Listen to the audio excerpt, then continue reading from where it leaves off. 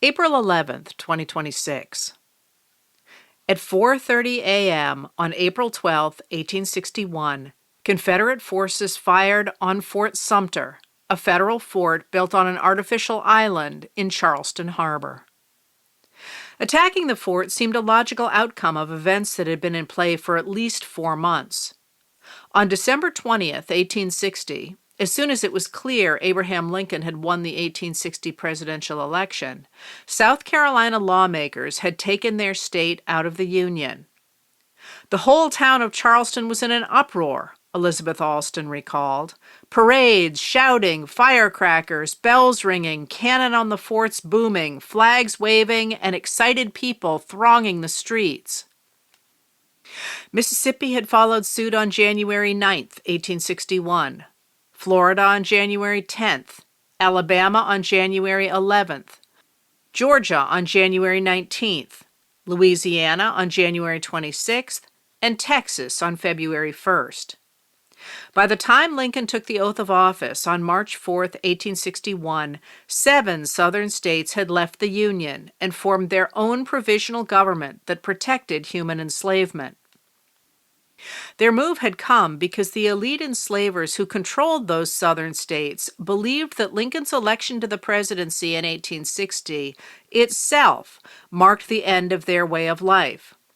Badly outnumbered by the Northerners who insisted that the West must be reserved for free men, Southern elites were afraid that Northerners would bottle up enslavement in the South and gradually whittle away at it. Those boundaries would mean that white Southerners would soon be outnumbered by the black Americans they enslaved, putting not only their economy, but also their very lives at risk. To defend their system, elite Southern enslavers rewrote American democracy. They insisted that the government of the United States of America, envisioned by the founders who wrote the Declaration of Independence, had a fatal flaw. It declared that all men were created equal. In contrast, the Southern enslavers were openly embracing the belief that some people were better than others and had the right to rule. They looked around at their great wealth, the European masters hanging in their parlors, the fine dresses in which they clothed their wives and daughters, and the imported olive oil on their tables, and concluded they were the ones who had figured out the true plan for human society. As South Carolina Senator James Henry Hammond explained to his colleagues in March 1858, the harmonious and prosperous system of the South worked precisely because a few wealthy men ruled over a larger class with a low order of intellect and but little skill.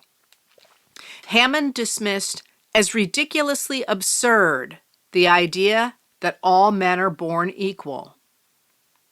On March 21, 1861, Georgia's Alexander Stephens, the newly elected vice president of the Confederacy, explained to a crowd that the Confederate government rested on the great truth that the black man is not equal to the white man, that subordination to the superior race is his natural and normal condition. Stephens told listeners that the Confederate government is the first in the history of the world based upon this great physical, philosophical, and moral truth. Not every white Southerner thought secession from the United States was a good idea, especially as the winter wore into spring and Lincoln made no effort to attack the South. Conservative leaders urged their hot-headed neighbors to slow down. But for decades, Southerners had marinated in rhetoric about their strength and independence from the federal government. And as Senator Judah P. Benjamin of Louisiana later wrote, the prudent and conservative men of the South were not able to stem the wild torrent of passion which is carrying everything before it. It is a revolution of the most intense character, and it can no more be checked by human effort for the time than a prairie fire by a gardener's watering pot. Southern white elites celebrated the idea of a new nation, one they dominated, convinced that the despised Yankees would never fight. So far as Civil War is concerned, one Atlanta newspaper wrote in July 1861, we have no fears of that in Atlanta. White Southerners boasted that a lady's thimble will hold all the blood that will be shed in establishing a new nation. Senator James Chestnut of South Carolina went so far as to vow that he would drink all the blood shed as a consequence of Southern secession. Chestnut's promise misread the situation. Northerners recognized that if Americans accepted the principle that some men were better than others and permitted Southern Democrats to spread that principle by destroying the United States, they had lost democracy. I should like to know if taking this old Declaration of Independence, which declares that all men are equal upon principle, and making exceptions to it, where will it stop? Lincoln had asked in 1858. Northerners rejected the white Southerners' radical attempt to destroy the principles of the Declaration of Independence. They understood that it was not just black rights at stake. Arguments like that of Stevens, that some men were better than others, are the arguments that kings have made for enslaving the people in all ages of the world, Lincoln said. You will find that all the arguments in favor of kingcraft were of this class. They always bestrode the necks of the people, not that they wanted to do it, but because the people were better off for being ridden. Turn in whatever way you will, whether it come from the mouth of a king, an excuse for enslaving the people of his country, or from the mouth of men of one race as a reason for enslaving the men of another race, it is all the same old serpent. Northerners rejected the slaveholders' unequal view of the world, seeing it as a radical reworking of the nation's founding principles. After the Confederates fired on Fort Sumter, Lincoln called for 75,000 troops to put down the rebellion against the government. He called for loyal citizens to favor, facilitate, and aid this effort to maintain the honor, the integrity, and the existence of our national union, and the perpetuity of popular government, and to redress wrongs already long enough endured. Like their Southern counterparts, Northerners also dismissed the idea that a civil war would be bloody. They were so convinced that a single battle would bring Southerners to their senses that inhabitants of Washington, D.C., as well as congressmen and their wives, packed picnics and took carriages out to Manassas, Virginia to watch the Battle of Bull Run in July 1861. They decamped in panic as the battle turned against the United States Army and soldiers bolted past them, flinging haversacks and rifles as they fled. For their part, Southerners were as shocked by the battle as the people of the North were. "Never have I conceived," one South Carolina soldier wrote, "of such a continuous, rushing hailstorm of shot, shell, and musketry as fell around and among us for hours together.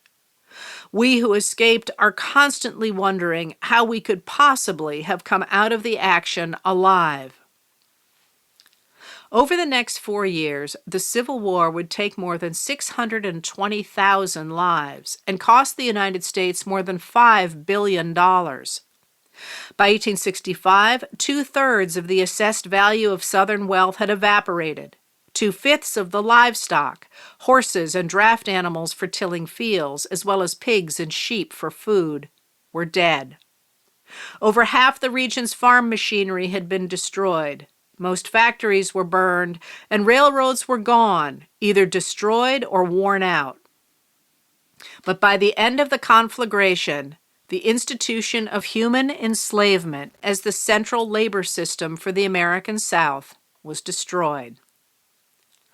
On March 4th, 1865, when a weary Lincoln took the oath of office for a second time, he reviewed the war's history.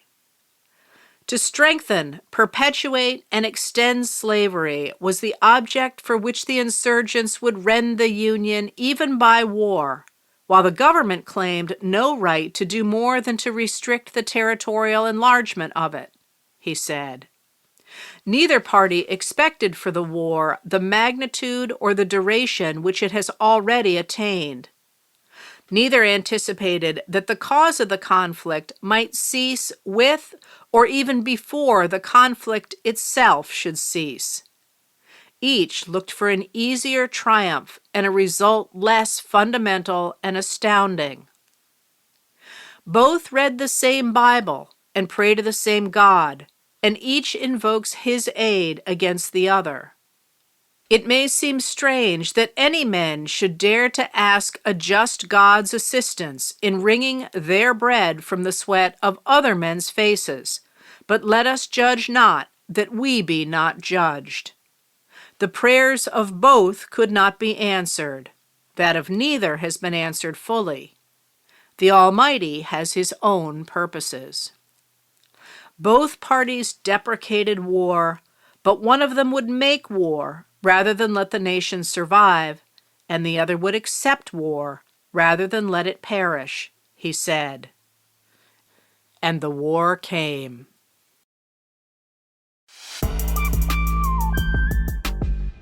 Letters from an American was written and read by Heather Cox Richardson. It was produced at Soundscape Productions, Dedham, Massachusetts. Recorded with music composed by Michael Moss.